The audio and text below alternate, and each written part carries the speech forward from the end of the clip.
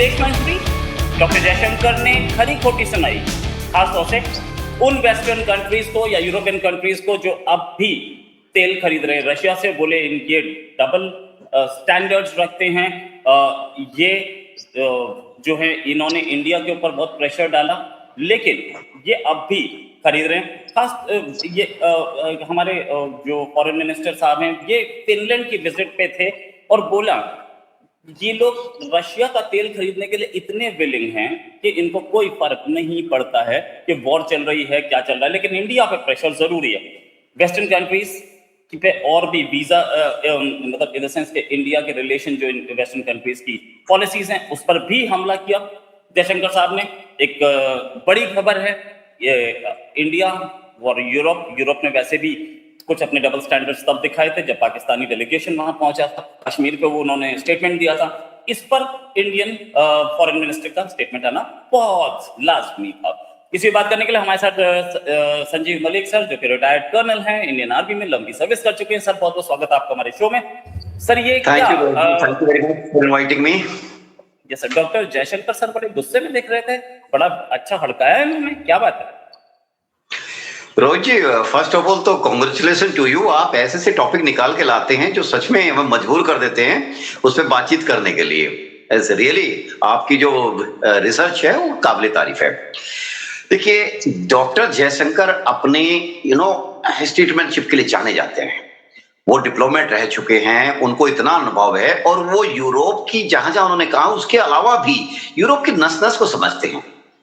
बहुत दिनों की बात नहीं है जब यूरोप में जाके यूरोप को ही उन्होंने आईना दिखाया था। यूरोप को बोला था कि Europe thinks that everybody is problem and Europe problem. उन्होंने कितना अच्छा उसमें संबंध बताया था कि यूरोप थिंक्स कि Europe problem is everybody's problem. तो ये कह के उन्होंने यूरोप को ऐसा आईने दिखाया था उस टाइम भी। तब इस बात की बड़ी चर्चा हुई थी कि जी ये भारत के विदेश मंत्री और किस तरह से ये पहली बार जाके यूरोप में कैसे ऐसे लोगों को ऐसे सीधे सीधे आईने दिखा सकते हैं। और अभी भी उन्होंने जो बातचीत की है इस बात में तो कुछ भी गलत नहीं है। बिल्कुल उन्होंने सटीक बात की है जिसको भारत के पूर्व विदेश मंत्री कहने से बचते रहे। ठीक है, डिप्लोमेटिक मजबूरियां हो सकती है गवर्नमेंट की जी। और अभी लेटेस्ट ताजा एग्जांपल ये रोहित जी, एक कोई यूरोपियन यूनियन की एक लेडी उनकी कोई आई हुई थी पीओके के अंदर कुछ दिन पहले, और वो पाकिस्तान ने उनको उनकी ऐसी आवाभगत की। और पाकिस्तान का तो एक ही मकसद रहता है कि भारत के खिलाफ कश्मीर पे कुछ बुलवा लिया जाए। यही उन्होंने बुलवाया और एक दो दिन तक इन्होंने खूब उछाला। लेकिन जैसे जयशंकर साहब यूरोप में गए तो उन्होंने पूरा जितनी उन्होंने धुआं उठा हुआ था उस पर पानी डाल दिया। और इसमें कोई हर्ज भी नहीं है कहने में। अगर आप यूरोपियन समझता है यूरोप की पूरी दुनिया उनकी तरफ उनकी कायल है, I think gone are the days.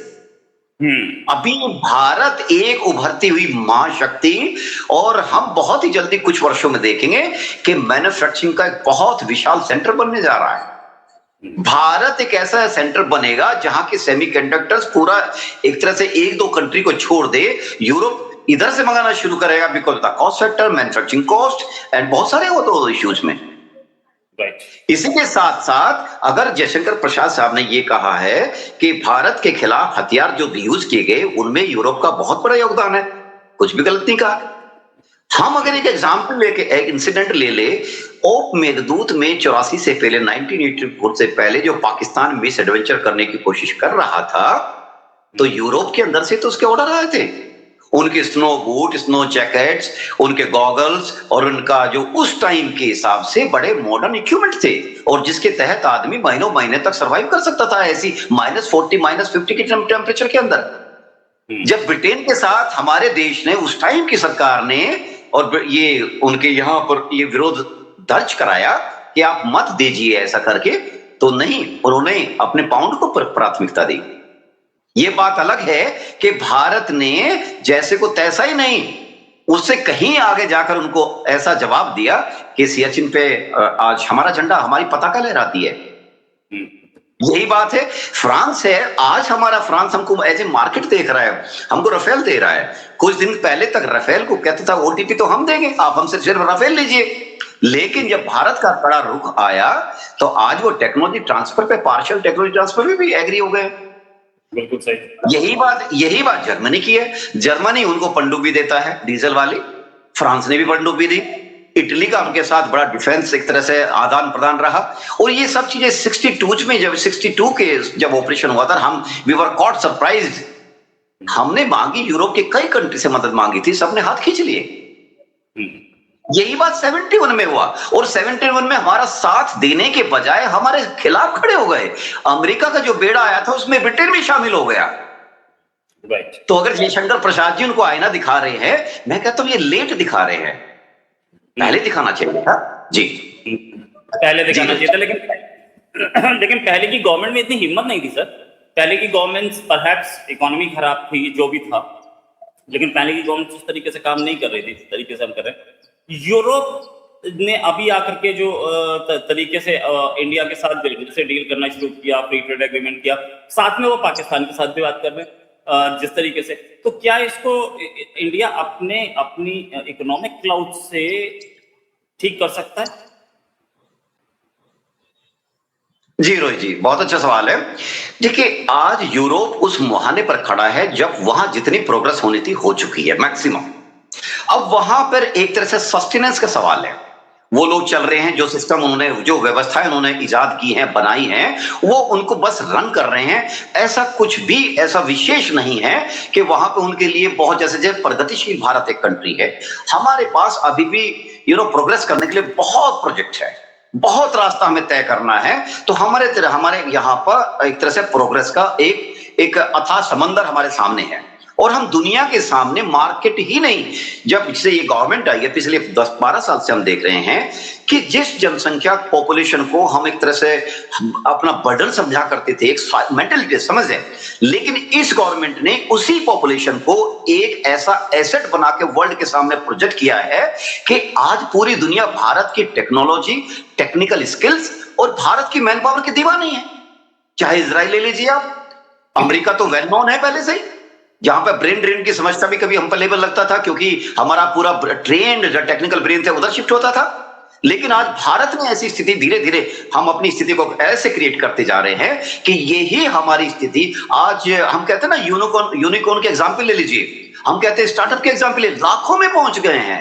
और इसके साथ साथ आज हम अपनी निर्भरता यूरोप पे बहुत कम करते जा रहे हैं। लेकिन यही चीज यूरोप ने शायद रियलाइज की, क्योंकि यूरोप आज ऐसी स्थिति में है कि अपने आप अपने दम पे सस्टेन करेगा, तो उसके लिए बड़ी दिक्कत की बात है, क्योंकि पूरा वर्ल्ड बहुत ही क्लोजली निट है। चाहे आप टेक्नोलॉजी ले लीजिए, चाहे आप सोशल मीडिया के माध्यम से एक दूसरे कम्युनिकेशन ले लीजिए, बात देश कर रहे हैं। और जब इस क्लोजनेस के साथ बात कर रहे हैं, तो उनकी मजबूरी है भारत को भी अपने साथ लेना। यही एक उदाहरण है कि इतने बहुत नेगोशिएशंस के बाद, जिसको कि मदर ऑफ ऑल डील्स कहा गया, अगर यूरोप की मजबूरी ना होती तो रोहित जी, आई कैन एश्योर यूरोप कभी भी भारत से बात नहीं करता। आज उनकी रिक्वायरमेंट है भारत के लिए, भारत को अपने साथ लेने की, इसलिए वो मदर डील को लेके आए हैं और आगे बढ़ने की शायद बात है। जी, ये इंडिया के एक्सटर्नल अफेयर्स मिनिस्ट्री ने एक निकाला है, यूएस चार्ज डे अफेयर्स को समन किया गया एक्सटर्नल अफेयर्स मिनिस्ट्री में, चार्ज डे अफेयर जेसन मी, और उनको ये बोला गया कि हमारे जो शिप पर हमला हो रहा है, या हमारे जहां पे भी हमारा नेशनल्स हैं जिस शिप पे, उस पे हमला हो रहा है, इस पर हमारा कंसर्न है, और हमारी 3 इंडियंस की लाइव्स गई हैं, और साथ में हम इस पे स्ट्रॉन्ग कंसर्न जताते हैं। ये अमेरिका को दिखाया गया, अमेरिका को भी ठीक किया जा रहा है, यूरोप को भी ठीक किया जा रहा है, चार्ज डे अफेयर्स को समन कर दिया गया, आए चार्ज डे अफेयर्स।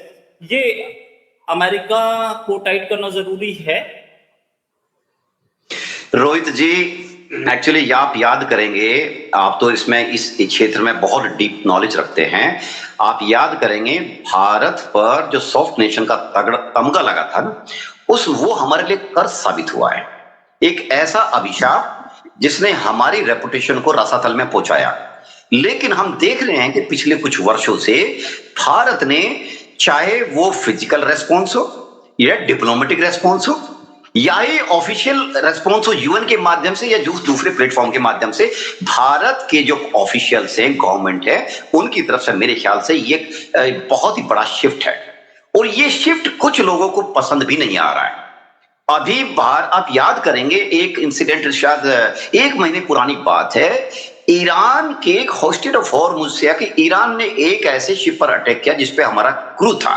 उस क्रू ने यह भी बता दिया था कि आप हम पे अटैक मत कीजिए, हम आपकी अप्रूव्ड लिस्ट में नंबर 2 हैं। उसके बाद भी इन्होंने अटैक किया तो भारत ने तब भी बहुत बड़ा कड़ा रुख अपनाया था।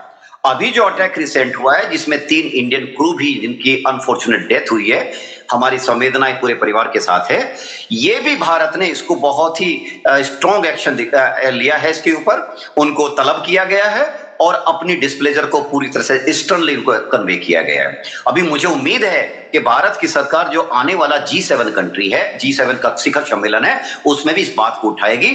और क्योंकि हम अपने नागरिकों की परवाह करते हैं, हमें एक एक जान प्रिय है। जी राइट, हमें एक एक जान प्रिय है, इसमें कोई शक नहीं। और इंडिया का ये कड़ा रुख अब सबके सामने है, हम देख रहे हैं। अमेरिका को भी औकात दिखाई गई, यूरोप को भी दिखाई गई, ऐसे ही आगे चलते भी रहेंगे। Thanks a lot sir for joining. उम्मीद है thank you very much. Thank you, always pleasure to be with you. Thank you very much.